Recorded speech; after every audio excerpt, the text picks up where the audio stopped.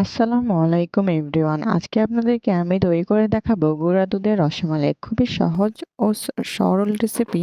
তৈরি করলে বুঝতে পারবেন এর থেকে সহজ রেসিপি আর হয় না। A to Z tips and tricks সহ রেসিপি শেয়ার কর। আশা করি আপনাদের ভালো লাগবে। ভালো লাগলে অবশ্যই লাইক অ্যান্ড সাবস্ক্রাইব করতে ভুলবেন না, আর একটি কমেন্ট অবশ্যই করবেন। রসমালাই তৈরি করার জন্য আমি প্রথমে ডানোর 1 কাপ দুধ নিয়ে নিয়েছি। তার মধ্যে দিয়ে দিচ্ছি হাফ টেবিল চামচ বেকিং পাউডার আর 1 টেবিল চামচ ঘি দিয়ে দিব। আপনারা ইচ্ছে করলে বাটার দিতে পারেন, তবে তেল দিয়ে আমি কখনো করিনি, তাই জানি না পারফেক্ট হয় কিনা। একটি ডিম আমি দিয়ে দিচ্ছি গুলিয়ে। আমার একটি পুরো ডিমটি লেগেছে। আপনাদের কম হলে আপনারা আর একটু দুধ দিতে পারেন বা একটি ডিম ফেটে আবার দিতে পারেন। আমার একটি ডিম দিয়ে হয়ে গিয়েছে। আমি এখন এটি আলতো হাতে হালকা হাতে মেখে নেব।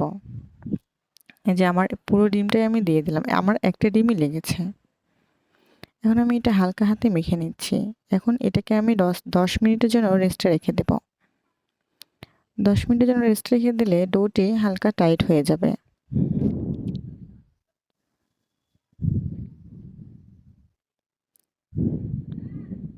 দশ মিনিট পর আমি খুলে দেখব। দেখতেই পাচ্ছেন ডোটা হালকা টাইট হয়ে গিয়েছে। আমি এখন এটিকে হালকা ছোট ছোট বল করে রসমালাইয়ের সাইজে বানিয়ে নেব।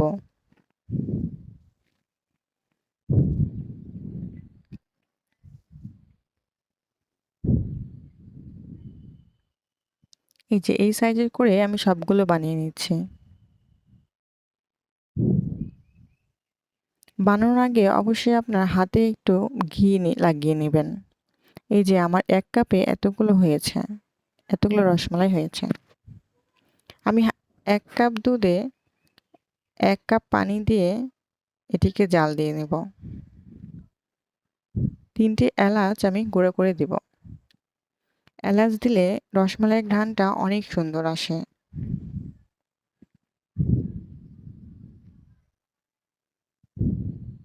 এর মধ্যে রসমালাইগুলো দিয়ে আমি 1/3 কাপ চিনি দিয়েছি। চিনি দিয়ে নেড়েচেড়ে এটাকে একটি বলক তুলে নেব। এখানে আমি রসমালাইগুলো দিয়ে দিয়েছি। এটাকে মিডিয়াম আঁচে আমি রেখে দেব। চুলার আঁচ বাড়ানো কমানো যাবে না। এটা যদি উপচে পড়ে তাহলে ঢাকনাটা একটু খুলে দিলেই হয়ে যাবে।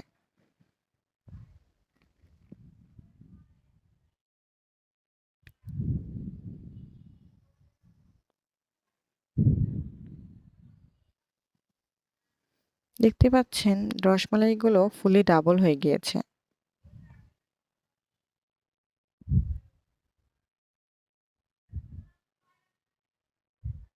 আমি এখন এর বাকি দুধটুকু দিয়ে মালাই তৈরি করে নেব। এখানে আমি 3 চামচ গুঁড়া দুধ দিয়ে এটাকে আরো বেশি করে ঘন করে নেব।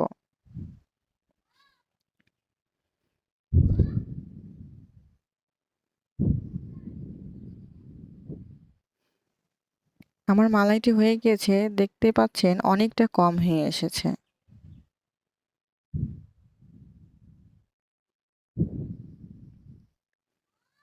আমি এখানে মিষ্টিগুলো দিয়ে দিচ্ছি। দিয়ে ঢেকে রেখে দেব। আমার রসমালাইগুলো রেডি হয়ে গিয়েছে। রসমালাইগুলো দেখতেও অসাধারণ হয়েছে এবং খেতেও অনেক মজা। অসংখ্য ধন্যবাদ জানিয়ে আজকে বিদায় নিচ্ছি।